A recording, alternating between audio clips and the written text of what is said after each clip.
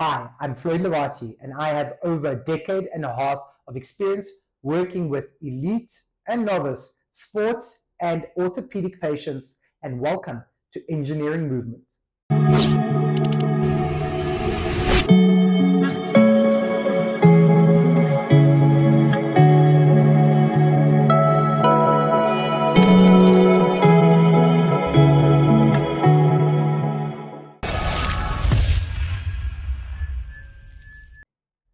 Some tennis injuries are just freak accidents, but most of them are injuries that can be prevented, and you can also enhance your performance because tennis is full of repeated motions such as stopping, starting, serving, jumping.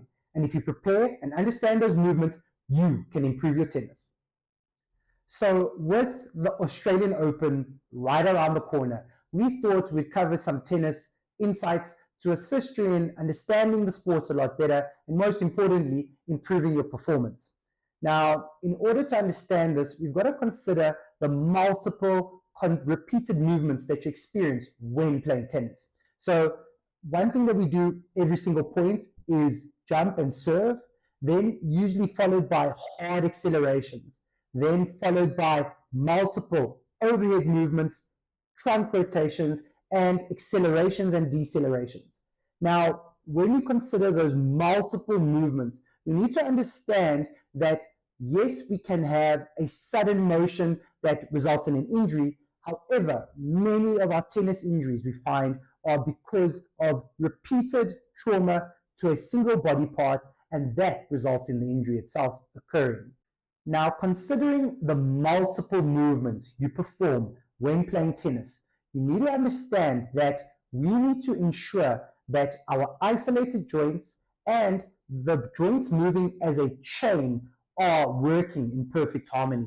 That means, for example, when you serve, you start by pushing off your ankle, but you also move through your knee, through your hip, through your spine, your shoulder, elbow, and release force through your hand when you are serving. So, in order to do that, you need to understand that we look at both isolated and the whole chain as one. Now, one of the massive misconceptions is that you should only get assistance from your physio or a coach when you have pain. I don't agree with that. I think you need to look at multiple factors when making a decision who to see and when to see them.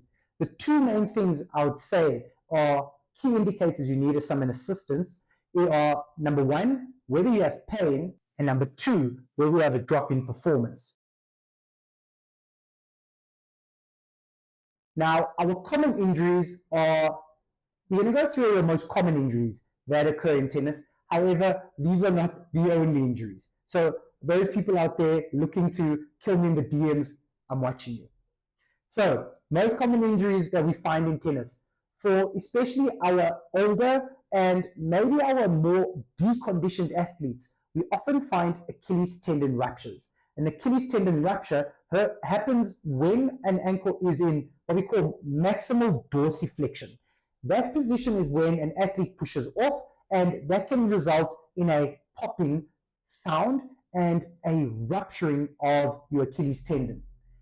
Another common injury is something that is so common to tennis that they named it after tennis. So it's called a tennis leg. Now, right about here, on the inside of your calf, is called the medial gastroc. We'll try to put a picture up somewhere. The medial gastroc is a muscle that assists you when you push off. So that movement is called plantar flexion. So it stretches in that dorsiflexion movement and it pushes your ankle off in plantar flexion. Now, when that muscle gets loaded, which is multiple times during a tennis match, that can result in a pain on the inside of your calf. Often when you experience that pain, it causes difficulty walking and an inability to jump or an inability to accelerate. That's another very common injury. Now, another injury. This I don't wish on my worst enemy. Called an ACL rupture. What is your ACL? If we remove some of our ligaments over here and we go deep down into this deep dark place. It's called the ACL, the anterior cruciate ligament.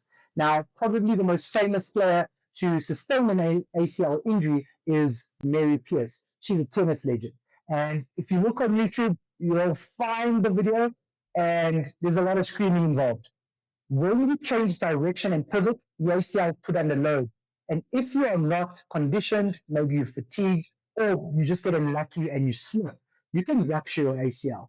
That results in also, similar to the Achilles tendon, often the sound of a popping, not as loud usually as the Achilles, but often with debilitating pain. Some people actually have zero pain, usually pain, and then the inability to change direction. With that, takes a long rehab. An ACL injury, also another common tennis injury. Then we go further up toward the hip. Now, your hip is a ball and socket joint. A common injury with tennis players is what we call a labral tear. The most common player, I think, the most popular player, I think, that had one of these labral injuries, and later the development of hip arthritis was Andy Murray. Now, with a labrum tear, what happens is there's this ball and a socket, and there's a lining around that socket that deepens the joint. Now, that socket and the ball work in harmony when that labrum is intact. Occasionally, what happens is that lining can tear or pull away from the socket, and that can cause massive pain. Call that a labral tear, and often we need to rehabilitate that if you want to return to sport, and sometimes we need surgical intervention. The next injury we'll cover is something that's very, very common in tennis players because of the repeated overhead movement with serving, with smashing, with kick smashes. You can have what we call a rotator cuff injury. Now, the rotator cuff consists of four muscles, three at the back, one in the front. That's the supraspinatus, the infraspinatus, the teres minor, and the big boy, the subscapularis in the front. Now, when you have repeated overhead motions, you are at risk of developing a rotator cuff injury. Now, with these rotator cuff injuries, they go from being mild, where an athlete can perform through them, to a more severe one, where you might not be able to perform your sport. And then, probably the most common tennis injury I see in the rooms is a tennis elbow. Tennis elbow usually consists of pain right about here, right here. And when you experience tennis elbow, it can be really, really sore. And that pain is usually mostly experienced on a backhand. An athlete that performs a single hand backhand tends to be at a greater risk of sustaining this injury. So, this motion, there is a tendon over here called the ECRB, the extensor carpi radialis brevis. That's my big word for the day. And with that, you can often experience a reduction in performance, a lot of pain, and this can result in a massive reduction in your enjoyment of performing the sport that you love. Now, that being said, tennis is exceptional for not just your physical, but your mental health. So, I've just mentioned all the injuries, but that is not where tennis starts and ends. Many people play tennis into their old age. So, what we're going to do is focus on the key components that can, number one, reduce your risk of injury, and number two, improve your performance. I think most people that watch videos like this actually care more about the improvement of performance. So, keep listening, keep watching. First thing I'm going to cover is the warm up. Nobody likes to warm up, including me. I hate a freaking warm up. So don't worry, I know. The key component about the warm up, or the key thing the reason why I emphasize a warm up is that it prepares us for the challenge we're about to undertake. And what's the point of arriving at the court in your gear, even if you have no idea, when you freaking can't even last 10 minutes? So, very important is to do a warm up. Why? Why do a warm up? Well, the number one thing is it prepares you for the different types of contractions you're going to experience. Now, the three types of contractions you'll experience playing tennis number one, concentric, big word for your muscle shortening. Number two, eccentric, that's for your muscle lengthening. And then number three is plyometric, that is for those explosive movements where you go from concentric to eccentric. Now, if you do a good warm up, you prepare yourself for those movements. Additionally, when you have a good warm up, you will also improve your muscles' ability to coordinate the movements, also improving your balance and making sure that you're psychologically ready for the task that you've undertaken. Because during a good warm up, you'll also do sport specific movements which reenact what you'll be doing during those motions. Now, for those of us that have injuries, what the warm up also gives us the ability to do is reduce pain and prepare the tissues that are injured for the task we're about to undertake. So, in the warm up, I'm going to recommend a 15-minute warm up. And I know 15 minutes sounds like forever, but I promise it's not. So, our step number one in the warm up is injury specific warm up. Now, this is based on your specific injury profile and is best guided with the help of your physio. Now, this could be, for example, if you have an Achilles tendon rupture that you've recovered from, a calf raise, or some people call a heel raise series, where you do heel raises to prime your Achilles tendon. For those of us with a patella tendinopathy, which is around about here, or if you'd like to see my little friend, around about here, you can do a leg extension isometric series. For those of us with a tennis elbow, for example, we could do a dumbbell wrist extension or a racket wrist extension series to warm up and get that injured tissue primed for our specific activity. Number two, we can improve our mobility. Now, with this mobility, we know that the areas that need to be mobilized, your ankles, your knees, your hips, your spine, your shoulders, and elbows and wrists. So we can do a mobility series that improves our ability to move freely during our sport, specifically tennis. Now, this is the key caveat, especially for our injury-specific and mobility components. We tend to bias a dynamic mobility approach at our practice. Now, depending on our patient, if we find a static stretch will be the most beneficial for our athletes, we will include a static stretch, not a dynamic mobilization. However, for most people, because the dynamic mobilization is increasing your heart rate and getting the tissues primed more similarly to the sport, we tend to bias a dynamic mobility exercise. Then, number three, these are what we call activations. These often include banded work and sometimes just higher rep, low resistance work.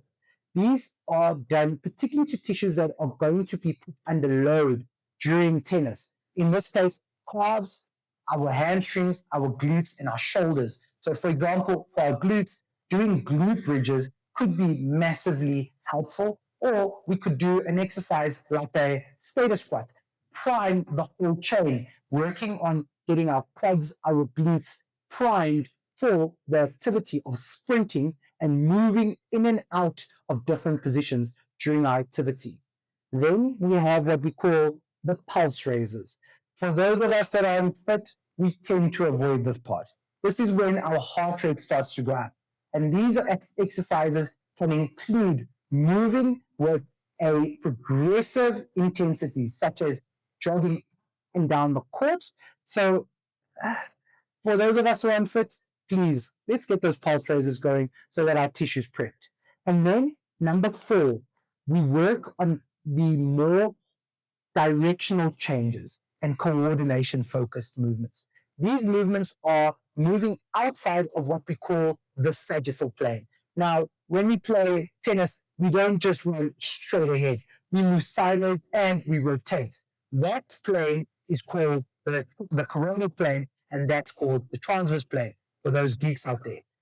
Very importantly, we just know we change direction. So when we work on our tennis game and in the warm-up, we need to work on those side shuffles and making sure that we are changing and doing some fun stuff like a karaoke step. And then the final part of our warm-up is our sports specific warm-up. Now, I usually work with a really good tennis coach to help us with this component. This includes tennis drills that work on specific components of the match, such as your serve, your backhand, your forehand, approaching the net, those beautiful, sneaky little drop shots that you love. All of those should be included in your warm up so that when you're done, you're primed, your body's ready to accelerate and decelerate like a boss. If you want to improve your ability to reduce your risk of being injured, there are three key pillars of risk reduction for a tennis player. Number one is load management. So the key thing over here is to make sure that you're progressively loading your body, whether it be the number of sessions you have on the court or the number of sessions you have in the gym. Don't go from zero to hero because that is by far the biggest cause of tennis related injuries we find. Patients, athletes tend to do too much too quick. And that is the biggest cause of injuries. Number two, we find that athletes just don't want to build capacity. Most tennis athletes do not like spending the time in the gym to build the capacity of their tissues. Now, when you spend the time in the gym to build your muscles, to build your tendons, and the connective tissue that surrounds your joints, you reduce your likelihood of being injured. So, we said number one is making sure your training load is looked after. And number two, we build the capacity. Then the third is recovery. If you do not spend the time recovering in between sessions, you do not arrive at your next session better. You might actually arrive at your next session worse. So, improving your ability to get good quality sleep, improving your hydration, improving your nutrition, and then using the correct adjuncts. Adjuncts is just a word we physios use to say additions because our cornerstones are definitely sleep, nutrition, and hydration. But getting things like massages, cold plunges, and red light therapy, depending on your personal body preferences, those are going to be the keys to reducing your risk of injury. Now, in order to reduce your risk of incurring your Achilles rupture, my suggestion is to ensure that you are looking after your tendon health. In this case, making sure that you manage your weight. Now, for Achilles health, we know that having a higher body fat percentage results in weaker and poorer quality tendons. So, by working on getting an elite level of nutrition, we find that Achilles quality can be improved. Then, by building the capacity of the Achilles, by building strength and power at the Achilles prophylactically, meaning before you are injured, you also improve the quality of your Achilles. And the other thing that we find is by making sure you don't do too much too quickly and for too long, the Achilles then has the ability to build really good quality collagen and then recover in between your training sessions. By doing this, what we find is that the Achilles quality is much, much better and your risk of injury reduces. Now, how can we reduce it prophylactically? Well, it's the same type of stuff that we do when we are building your rehab program, which include heel raises, which include plyometric exercises, and which include sport-specific exercises. But by improving your strength and your power, you reduce your risk of having that Achilles tendon rupture. Now, when it comes to injury management for a tennis athlete, it is important that you remember that taking a rest will give your tissues a chance to recover. However, if you don't build capacity, you will have a re-injury and a re-injury and a freaking re-injury. So, we're going to start with the fundamentals of managing an Achilles injury, particularly an Achilles tendon rupture. Now, in South Africa, particularly, we do Achilles tendon repairs. We work with incredible foot and ankle surgeons because what we find is that if you want to return to performance, and the key word is performance, then having a repair done and following an intensive rehabilitation process will allow you to return to the performance that you were at prior to your injury. Now, when I say that, you need to understand that from the data we found, and this is not just according to tennis data, it's actually more linked to data in other sports like American football, basketball, and football. Well, depends where you are around the world. Soccer, with those sports, it usually takes about 2 years for you to return to performance. Now, return to sport means you get back on the park, or in this case, you get back on the court. But return to performance means you are returning with the same amount of power and strength and precision on the court that you had prior. Now, in order to get there, you need to ensure that your Achilles tendon does not over lengthen, especially in those early 4 to 6 months. And number two is that we build the capacity in that Achilles tendon. By building strength, we use multiple different types of heel raise and calf raise variations during the rehabilitation process. And then we start to build the power. And that comes with doing plyometric exercises. And once we have the capacity with the strength and the power, we then return to sports-specific Achilles rehab. And that can include working on your serve, working on your acceleration and your deceleration so that Achilles that's been repaired has the capacity to take you through to peak performance.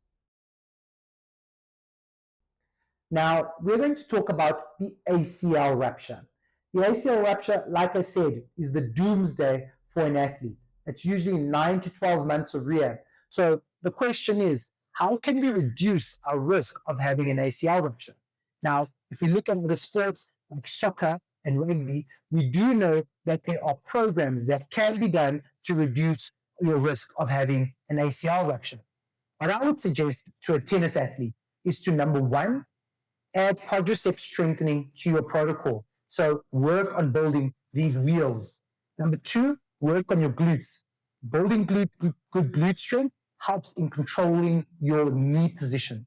And then number three, work on drills that improve the coordination with your kinetic chain. We spoke about that a bit earlier. And the kinetic chain is basically that link from your foot through your knee, through your hip, through your spine. By improving that coordination, you improve your ability to resist the injury mechanism, which is what we call a dynamic valgus movement, where your knee collapses inward.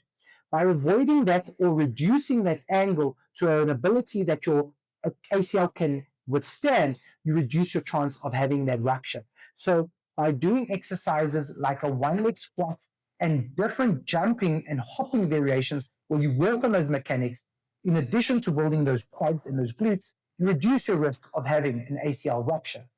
Now, if you do have an ACL rupture, again, in South Africa, especially for someone that wants to return to performance, we generally do an ACL reconstruction. Now, this surgery is done by an orthopedic specialist that has a special interest or a fellowship only in knees. So we tend to get someone who does a lot of these. Now, in multiple different parts of the world, they use different grafts or different tissues to assist in reconstructing the ACL. Now, I'm going to try to get a picture over here with a bone patella bone repair, and then a picture probably over here with a hamstring graft. Now, in South Africa, generally, we do a lot of hamstring grafts over bone patella bone. The literature is pretty good for both of them. Now, when you're trying to return to sport, like I said earlier, it usually takes about 9 to 12 months and requires intensive physio.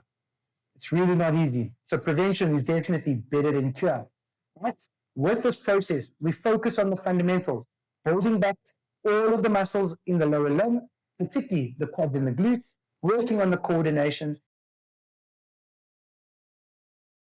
Now, returning to sport is not just a physical endeavor, it is also a psychological endeavor. So, what we often do is utilize the skills of our sports psychologists and our mental toughness coaches to assist us in getting over the line and trusting those limbs again. So, with hip labral pathology or labral tear, what we do is we often look at respecting the patient or the athlete's hip before the tear happens. We have multiple different shapes and what we call morphologies, so types of hip shapes and structures. So it's very important when we treat hips to not have a one-size-fits-all approach. So in our team, what we do is when a patient comes in with hip pain or discomfort, we assess the hip thoroughly to figure out the athlete's limitations and what the capabilities of the hips are. Now, if you have what we call a CAM morphology, which is basically, I'll put a picture up here, a change of the structure on the neck of the femur, or if you have what we call a pincer morphology, which is a picture over here, which is a change of the socket of the hip, which changes the socket mechanics, or if you have up here the mixed morphology, which is a combination of both, what that means is your hip will not be comfortable in certain movements. And it's important to respect that. If we try to force the hip through those movements, we often find that the hip gets worse. So with the work of a good tennis coach, a really good physio, we can work around those hip shapes and make sure that you can reach peak performance while avoiding irritating the hip, especially the labral tissue. By doing that, we often use things like squats to box versus a arse to the grass squat, for example. By doing that, we avoid loading the labrum, but we still get the massive benefits of doing something like a squat to build the strength and the stability around that pelvis. Now, what we also do is we work on the balance of the muscles. So by improving the balance between, for example, your adductor muscles on the inside of your thigh and your glutes, and your hip flexors and your glutes, what we find is that we get a hip that functions more optimally. And when we work on our balance exercises, we also improve the ability to control the trunk on the legs and the legs on the trunk. That reduces your chances of injuring your labrum. Now, if you have a labral tear, that does not mean you will have surgery. We work closely with our surgical colleagues to make a decision collaboratively with our patients. If a patient, in fact, needs a surgery in order to return to a better quality of life or return to performance, what we then do is we work on a rehabilitation process. This process usually lasts about 9 months. And with that process, we work slowly and progressively, especially during the first 6 weeks. We don't put much load on that hip, especially with walking. The following 6 weeks, we start to gradually put load on the hips. And then really from about month 3 to 6, we start really building strength, stability, and power at that hip so that you can make that safe return to sport. Now, your shoulder joint is a beautiful joint, similar to your hip joint. It's a ball and socket joint, but unlike your hip joint. Now, let me show you. Your hip joint, the socket pretty much looks like this, and the ball looks like that. The socket is very deep, super stable, beautiful, magnificent. The shoulder. The stability here coming from that socket is nowhere near as much as that coming from your hip. Now, fortunately, the shoulder has a few superheroes: supraspinatus, infraspinatus, teres minor, and subscapularis. Those muscles collectively are known as the rotator cuff. Many people will call them things like the rotator cup, the rotary cup, the rotary cuff, many different names, but it's rotator cuff. And the rotator cuff as a collective builds the stability around your shoulder. So if you want to reduce your risk of having a rotator cuff injury, you've got to respect it. You've got to look at building, number one, the strength, number two, the flexibility, and number three, not overloading it too much. Now, one of the key things we find with most athletes is that they hate doing rotator cuff work. So they just don't do it. And by working on a movement called external rotation, I'm just going to pretend that I could go further and these are restricting me. By working on external rotation, we build the rotator cuff and we can work on external rotation, not just at neutral, but more importantly, especially for a tennis player, up at 90 degrees of what we call abduction, which more mimics that overhead movement of smashing and serving. By improving your external rotation strength, we find there's amazing work by an incredible physio called Cools. Joe Cools has shown that especially by working on that external rotation, we can improve our strength, our performance, and reduce our risk of injury. Now, if you in fact do injure your rotator cuff, there are multiple grades of injury. Hopefully, you have what we call a rotator cuff tendinopathy. It's a long, fancy word for saying your tendon has been overworked. Now, to improve your rotator cuff's function and to recover from those rotator cuff tendinopathies, it often takes between 3 and 6 months to recover. Now, many people will say it'll take 2 weeks. What I found personally is yes, you can get certain people better in about 2 weeks. If you want a injury that recovers and doesn't continually recur, plus having peak performance, you usually need about 12 weeks to work on building your rotator cuff back. For those of us who end up with a rotator cuff tear, that's a very different ballgame. Then working on your rehab post rotator cuff tear can take anywhere from 6 to 12 months, depending on the size and the other injuries that can happen with the rotator cuff tear. So it's really important to make sure that your rotator cuff is built, particularly for strength, and also having the appropriate flexibility to ensure that the function of the shoulder is optimized. We also, during this process, do work on stabilizing your shoulder joint. Now, the stability of your shoulder joint can be measured multiple ways, and there's a lot of controversy about how important stabilizing your shoulders are in the rehabilitation of a shoulder injury. Now, the point of this discussion is not to get into a scapular dyskinesia argument for those physios out there that are watching this. So the focus will be to build strength, flexibility, some stability, and then very often missed, I find, with our patients that have had maybe incomplete physiotherapy elsewhere, is that they have not been taught how to produce power.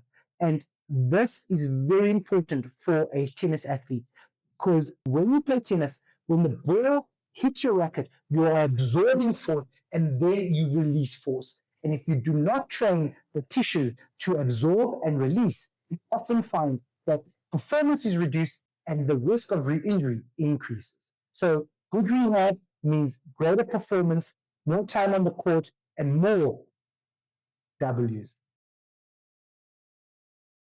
So the last injury we're going to discuss is what we call tennis elbow. Now, in our practice, we've started calling it paddle elbow because since the advent of paddle, I've seen far, far more of these. And I think why we don't see that many tennis players with a tennis elbow anymore is since the advent of the double-handed backhand, that has reduced the load on the extensor carpi radialis brevis during a backhand shot. And with that, what I think has happened is that those tennis elbows have reduced. But we still do see the occasional tennis elbow, especially in someone that goes too fast, too soon. So, number one, to reduce your risk of a tennis elbow is don't go from 0 tennis practices or matches per week to 5 per week in 1 week. It's not recommended. You heard it here first. Second thing is, we need to look at respecting the elbow and building the tissue around the elbow. Now, for most patients, I do not recommend rehabilitation for the elbow for the simple fact that if you're not playing tennis or paddle, most people don't use their elbow significantly enough to require elbow specific rehabilitation. And by doing exercises such as a front raise, for example, they'll get enough load through the elbow. And if you're limited on time, that's a warranted reasoning. However, if you are a tennis athlete or a racket athlete, you will be using your elbow significantly, high volumes and repeatedly. So it is specifically important for an athlete who has tennis elbow or wants to reduce the risk of having tennis elbow to build the strength around the elbow. And this doesn't have to take a lot of time, but it requires elbow specific loading. We often do work with bands and dumbbells to build both the concentric, which is the shortening movement of these extensors over here, and then the eccentric, which is the lengthening movement of those tendons over there, so we can reduce the risk of having a tennis elbow. Now, this is really, really important. We can also build the resilience of the elbow by building the grip strength. I'm going to put up a picture over here of the ECRB, and you'll see that it goes from above the elbow and to the second and third finger. Now, with that, what that means is by building your strength in your grip and around your wrist, you also reinforce the ECRB or the tennis elbow tendon. By doing that, we will reduce the injury. Now, something that's not often spoken about with regard to tennis elbow is the injury that happens before a tennis elbow, which is often a shoulder injury. So if you can think about a backhand is not an isolated elbow and wrist movement, but it is also a shoulder movement. And what I found in many of my athletes is that they've had a previous unmanaged or incorrectly or incompletely managed shoulder injury. And that has resulted in reduced strength and power from the shoulder and then compensatory increase in load to get that force. The athlete has overloaded their elbow and their wrist. And so by making sure we evaluate the shoulder in every single elbow patient, what we found is that our rehab is often inclusive of shoulder rehab. So to prevent this from happening, what we would always suggest for a tennis athlete is make sure you build your shoulder, you build your elbow, and you build your wrist to make sure that you have optimal performance and reduce your risk of injury. So, in summary, what I would recommend for every single tennis athlete out there is number one, work on your flexibility. Now, the flexibility component, like we said, can be done in your warm-up, and you don't have to spend hours working on your flexibility. Number two, work on your strength.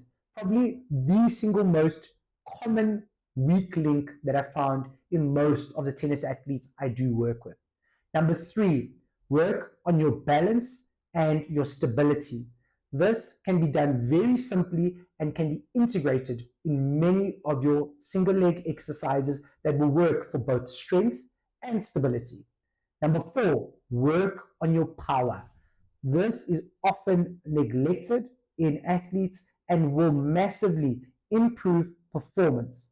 But don't overdo it because our tissues have a X amount of capacity, and depending on your history and your health, you might not have as much as you think you have. So working with your physio can help with titrating, or better said, helping with managing how much of that plyometric work we should be doing. And number five is working on sport-specific drills with your coach to optimize both your performance and reduce your risk of having an injury. Thank you for watching Engineering Movement with Lebatie Physiotherapy and our video on tennis. If you like this video, drop us a subscribe and a like, and let us know if there are any specific topics you'd like, maybe around a specific sport or specific injuries that you'd like to know about.